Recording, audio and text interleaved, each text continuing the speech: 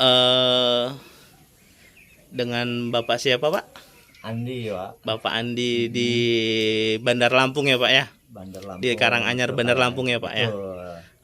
Nah, ini kan Bapak kan sebagai peternak bebek ya, Pak ya? Iya, Yang bebek, udah Pak. berjalan selama 5 tahun ya, Pak. Sekarang menggunakan DOD MFJ 202. MFJ 202 dan menggunakan pakan Pakan ini dari starter saya pakai BR0. yang harusnya digunain pakan ayam ya, Pak ya? Dijadiin Karena pakan untuk bebek. ini saya masih belum nemu ya yang Ya. bagus untuk ayam gitu kan. Jadi BR0 ini kita pakai 1 minggu, dilanjut dengan BR1. Berapa hari itu, Pak? BR1-nya cukup 1 minggu lah. 1 minggu juga berarti, Pak ya. Sisanya BR2 langsung sampai ke panen 30 hari. 30 hari dengan bobot berapa, Pak? 1,5 ke atas ya. 1,5 up itu 30 hari dengan menggunakan DOD MFJ 202 dan pakan dari Java juga, Pak ya. Juga semua. Jadi BR. DOD-nya Java, pakannya pun Java gitu kan. Terus ini, Pak, ada treatment lain nggak ya, Pak? Dari obat-obatan atau vitamin saat datang itu gimana, Pak? Penanganannya? Penanganannya sewaktu pertama datang gitu kan. Yang jelas untuk DOD ini kan butuh pemulihan tenaga. Betul. Jadi bisa pakai yang alami gula aren ataupun dari produk-produk bisa beli di toko gitu kan. Cuma kan harga terlalu tinggi ya, Pak. karena kita pasti memikirkan cost juga. Benar. Gitu kan.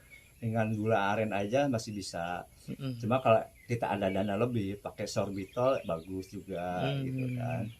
Nah untuk 1 hari itu ya itulah untuk mulihin energinya gitu kan. Nah untuk di hari kedua kita air putih biasa aja. Nah untuk hari ketiganya baru masukin antibiotik. Jadi jenisnya apa ya, Pak, antibiotiknya? Antibiotik kalau saya lebih ke arah amoxilin ya. Amoxilin ya, Pak ya. Jadi tujuannya itu untuk membersihkan sisa kuning telur yang ada di rongga pencernaan atau pernapasan ya. Betul. Jadi ketimbang mengobati saya lebih baik mencegah gitu. Benar. Kan. Jadi antibiotik ini saya pakai 2 atau 3 kali gitu kan. Setiap harinya 1 kali. Di umur berapa aja itu, Pak? Jadi berarti di kandang ini di umur 3 hari. Pak. 3 hari sampai 5 hari berarti ya, 3 kali. Iya. Berarti 3 hari berturut-turut itu ya, Pak? Betul. Nah, bentuknya minum atau suntik? Antibiotik suntik, ini? Ya, antibiotik saya dikasih di dalam air minum. Di air minum ya, Pak ya? Air minum. Jadi lebih apa? Saya nyuntik nggak bisa. Yang lebih efektif sih emang disuntik ya. Gitu kan. Cuman saya nggak bisa gitu kan. Jadi di air minum aja gitu kan. Nah setelah antibiotik itu kita liburin lagi air putih biasa 2 hari. Nah untuk hari ketiganya lagi selanjutnya berarti hari keberapa? Umur 7 hari, 8 hari baru masuk vitamin. Vitaminnya jenis? Vitamin ini saya pakai vitamin kompleks ya, Pak ya? Yang vitamin udah ada A, B, C, D, E nya gitu ya, Pak ya? Kayak Vitacik, Neobro atau apalah jenis lainnya gitu kan. Itu 3 hari atau 4 hari berturut-turut diliburkan lagi. Berarti sampai umur 12 hari ya, Pak ya? Jadi di situ juga ada proses namanya perpindahan pakan ya. Betul. Dari BR0 ke BR1 ya, Pak ya. Iya. Nah, selanjutnya ngulang lagi antibiotik ini masuk di umur 2 minggu. Di umur 2 minggu, berarti di umur 14 hari, Pak ya. 14 hari. Berarti 4 hari telah libur dari yang vitamin terakhir ya. Iya, betul. Nah, antibiotiknya berapa hari itu, Pak, yang di umur 2 hari cukup ya? Karena kondisi si bebeknya pun sehat kan. Ya, jadi mencegah lagi ya udah itu terakhir setelah antibiotik lagi libur lagi 2 hari vitamin lagi. Terus diulang 3 hari vitamin terus libur lagi gitu sampai panen itulah. Itu berarti antibiotik berarti antibiotik itu terus ya, Pak ya? Antibiotik cukup dalam 2 kali berarti dalam satu periode 2 kali. Sisanya misalkan 4 hari libur terus vitamin gitu, 4 hari libur vitamin gitu ya, Pak ya. Jadi ya cukup efisien lah, nggak terlalu banyak biaya yang dikeluarkan untuk vitamin sama antibiotiknya atau obat-obatan lah. Kalau obat-obatan yang saya alami ini nggak perlu lagi untuk obat-obatan apapun, nggak ada lagi. Ya karena mungkin si DOD MFJ ini udah divaksin ya pertama datang itu gitu kan. Ya ketahanannya bagus gitu kan. Dan di samping ketahanannya bagus, ya pertumbuhannya pun alhamdulillah. Berarti umur 30 hari Bisa sudah panen ya Pak ya, Iya. dengan menggunakan pakan itu tadi ya. Iya, sama-sama dari Java kan. Terus sistem broodingnya Bapak menggunakan gas olek atau lampu kuning aja cukup Pak? Kalau di sini pakai lampu kuning cukup ya, karena Cukup, ya. emang pola brooding saya ini kan dipecah kecil-kecil, jadi enggak satu blok besar gitu, jadi cukup menggunakan lampu kuning gitu. Jadi untuk yang pakai gas olek sih ya mungkin kalau misalnya tempat si brooding itu luas besar, baru pakai pemanas yang seperti itu, gas olek ataupun yang mau solar atau gimana Dan gitu. lain-lain jenisnya ya Pak ya. Jenisnya, iya. Dengan kapasitas sekarang populasi berapa ya Pak? Untuk 1 bulan per minggu kan 500 Pak. Iya Pak, 500 ekor berarti per 2000. dihitungnya 2000 ya Pak ya. 2000. Karena kita ada 4 vlog ya Pak ya. 4 vlog ya. Gitu. Terus berarti tidak ada tambahan pakan-pakan campuran lain lagi untuk saat ini ya Pak ya? Enggak Pak, paling kalau mau ngasih ya daun-daun di sekitaran kandang kayak daun kates atau daun daun kates atau daun singkong lah. Ya. Ekstra food di siang hari gitu Iya kan. betul.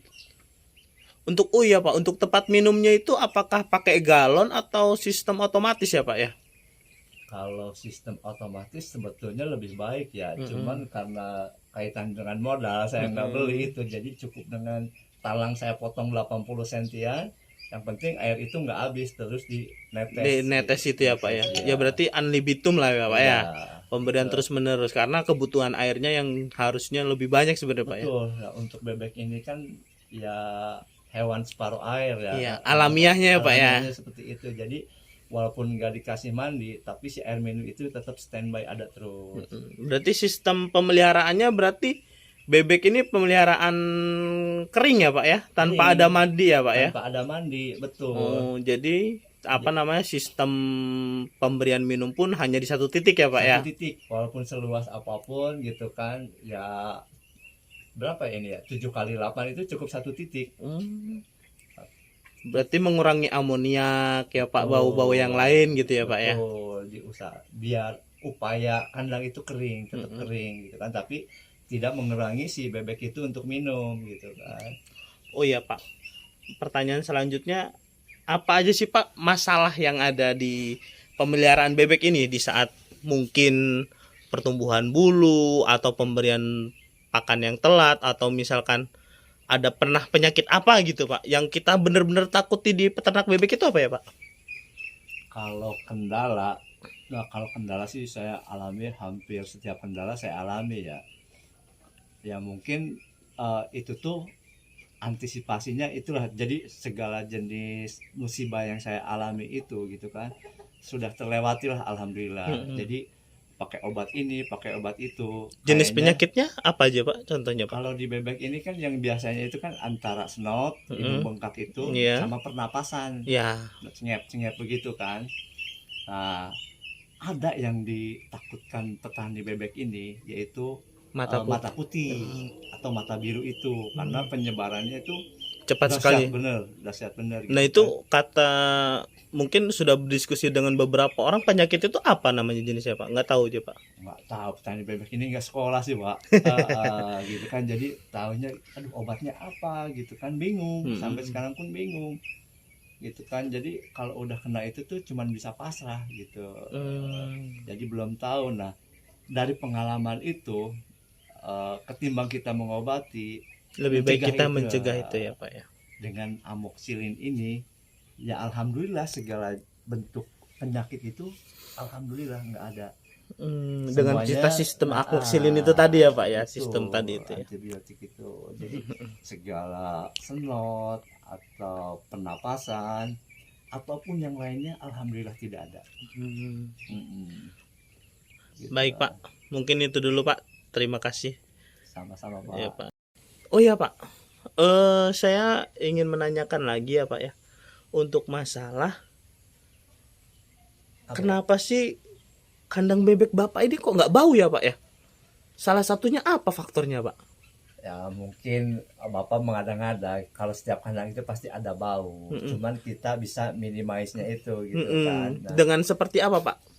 pertama ini yang pasti lingkungan ya, lingkungan si kandang bebek, tempat bebek ini aktivitas makan tidur itu tidak basah, itu pasti tidak sedikit lah amoniaknya gitu kan. Nah biar sedikit ini kotoran bebek ini ya pakan pabrikan. Kalau pakan pabrikan itu kan antara feed intake apa yang dia makan sama yang dikeluarin ini minim gitu. Makanya sedikit karena udah cukup ya gitu. Jadi si kotorannya pun sedikit. Beda halnya kalau kita pakan racikan sendiri gitu kan, bisa pakai yang lain lah, bisa contoh atau dedek atau apapun bisa kan buat bebek gitu kan.